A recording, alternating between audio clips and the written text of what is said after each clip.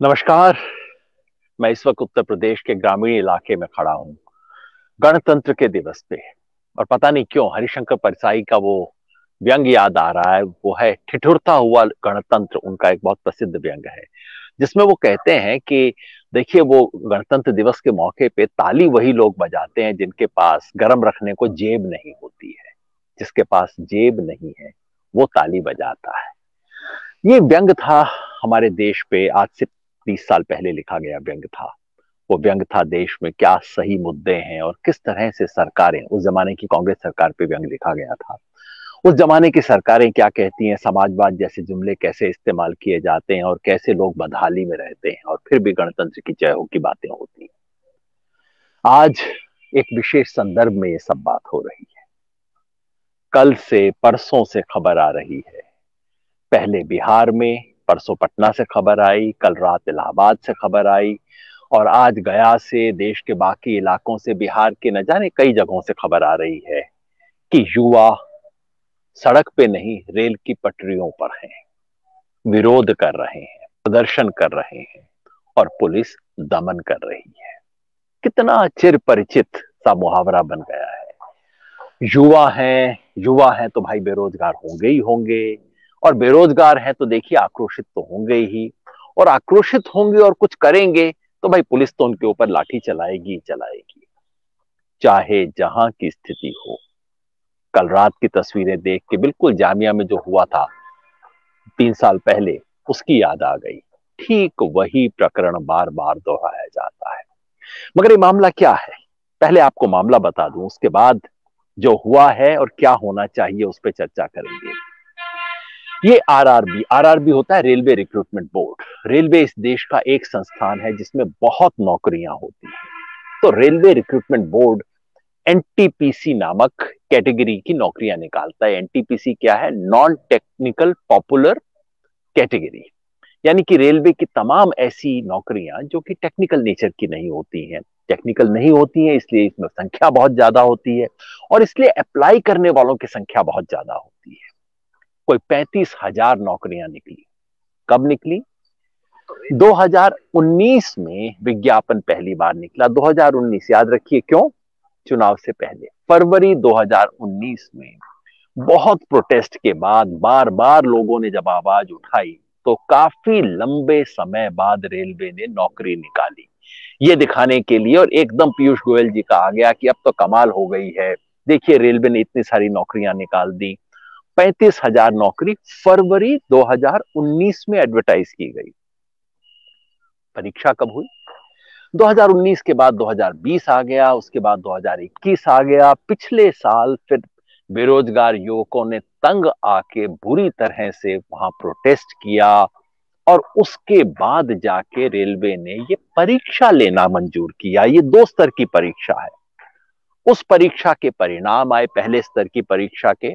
Railway का नियम यह है कि यदि एक वैकेंसी हो तो 20 लोगों को पहली परीक्षा में सेलेक्ट किया जाता है, जो अगले राउंड में जाते हैं, जो उसके बाद उनकी स्क्रीनिंग वगैरह होती है। इस बार छात्रों का आरोप है कि ये 20 नहीं, इसको घटा के व्यवहार में 12-13 कर दिया गया। कैसे हुआ?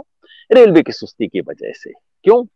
क्योंकि रेलवे ने 20 गुना लोगों को सेलेक्ट करने की बजाय 20 गुना रोल नंबर्स को सेलेक्ट कर लिया। अब आप समझेंगे ये कैसे हो सकता है। इसलिए कि एक छात्र एक से ज्यादा कैटेगरीज के लिए एप्लीकेबल है, तो इसलिए उन्होंने सिर्फ कंप्यूटर से निकाल के 20 गुना रोल नंबर्स निकाल दिए। एक ही व्यक्ति के एक से ज्यादा बार आ गया, जिसका मतलब है कि व्यवहार में एग्जैक्ट काउंट किसी के पास नहीं है। व्यवहार में एक पोजीशन पे 20 लोगों को सेलेक्ट करने की बजाय एक पोजीशन पे 12-13 लोगों को सिर्फ सेलेक्ट किया गया।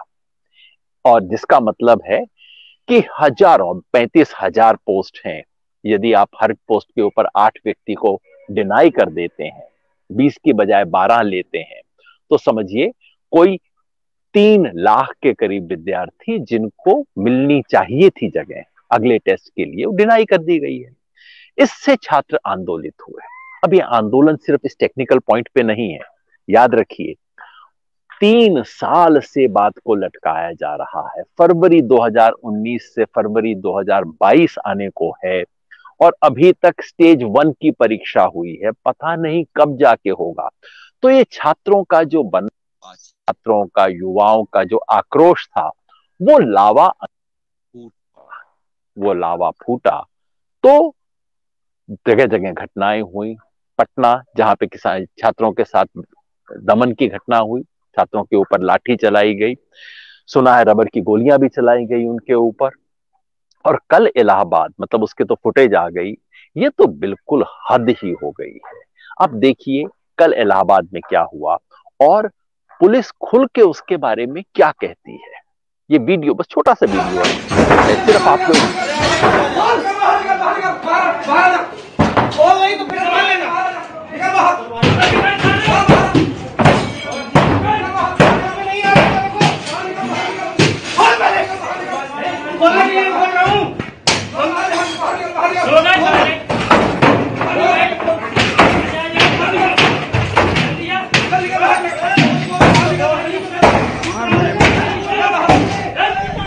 ये कुछ बगाड़ा साइड पे जो एनी बेसेंट के एरिया के कुछ लाज में रहने वाले लड़के एकाएक जो है सड़कों की संख्या में सड़क पर आगे रेलवे ट्रैक पर, और वहाँ पे इन्होंने रेलवे लाइन पे आकर के रेलवे ट्रेन को रोकने का प्रयास किया।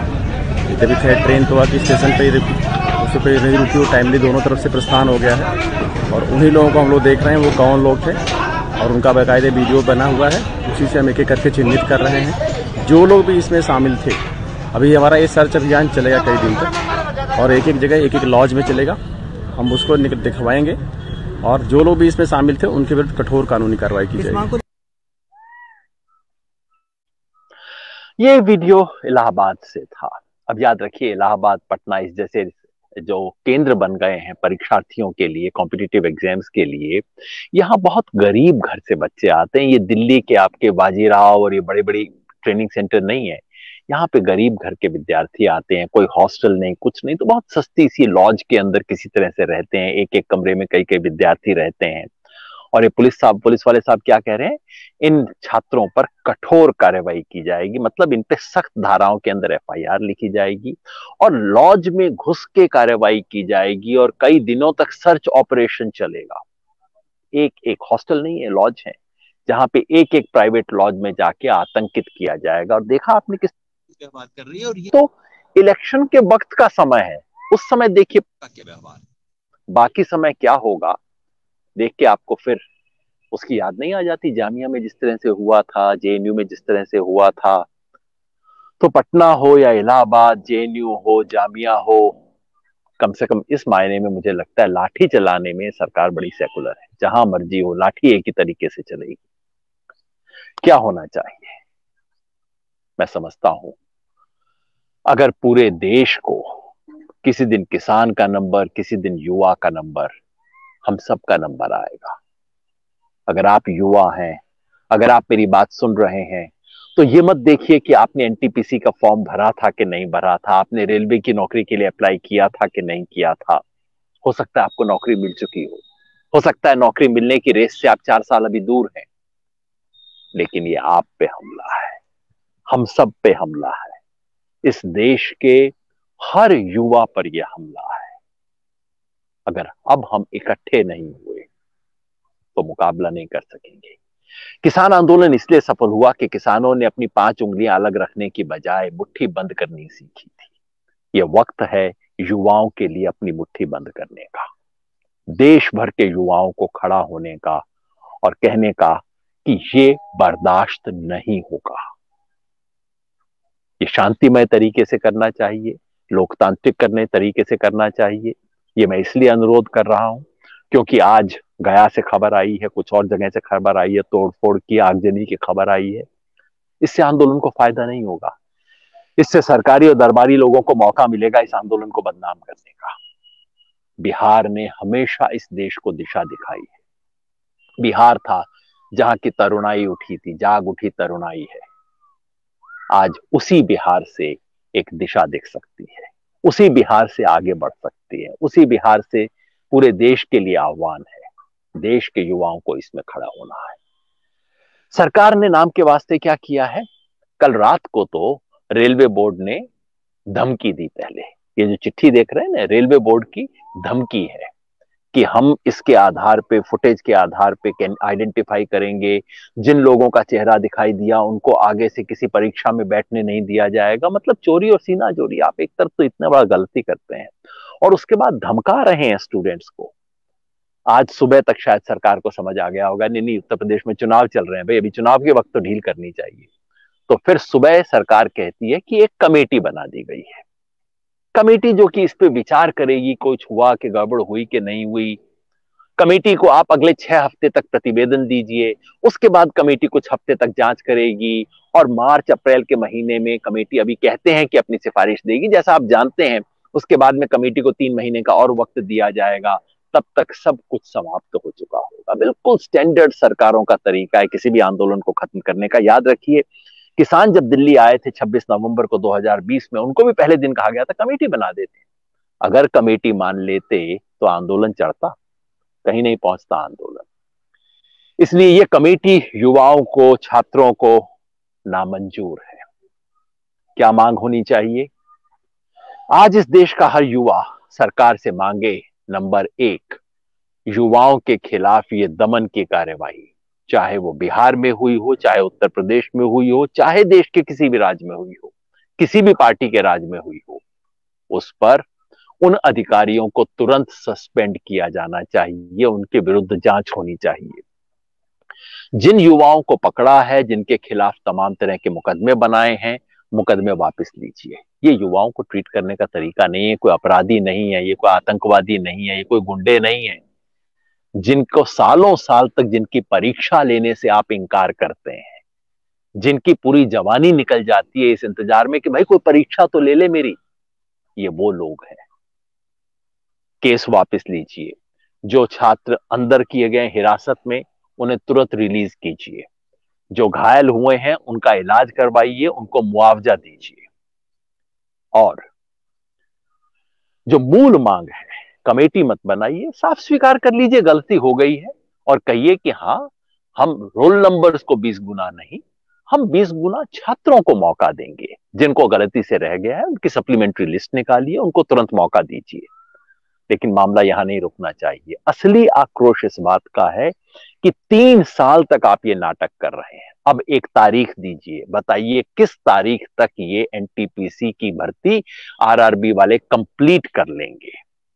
और जो डी ग्रुप है, जिससे जुड़ी हुई एक और भी आक्रोश का मुद्दा है, डी ग्रुप की भर्ती, जिसमें सरकार ने अब 2 स्टेजेस की परीक्षा कर दिया। अरे डी ग्रुप की भर्ती है, ये कौन सा आईक्यू टेस्ट आप इसके अंदर ले रहे हैं? ये सब टालने, टरकाने और लटकाने के मामले हैं।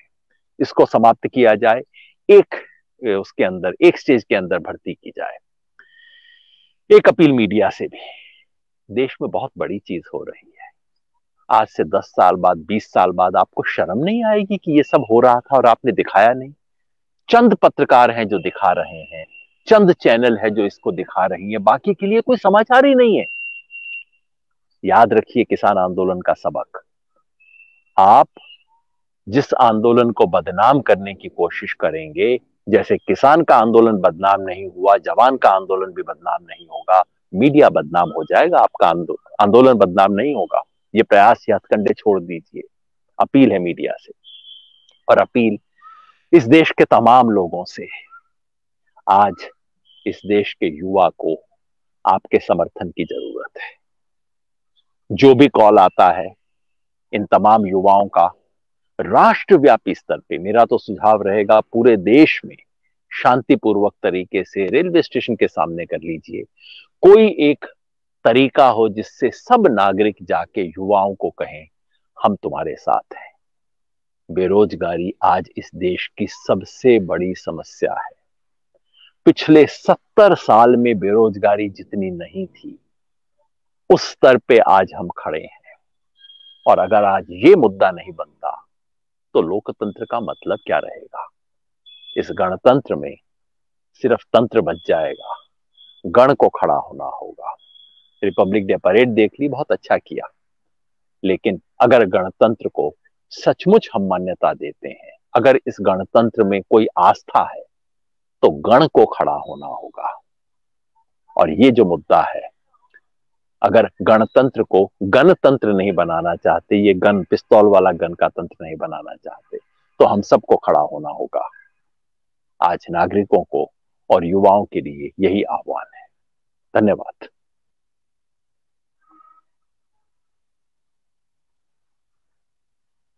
खबरों में बने रहने के लिए फोरम 4 को सब्सक्राइब करें और नोटिफिकेशन पाने के लिए बेल आइकन दबाएं।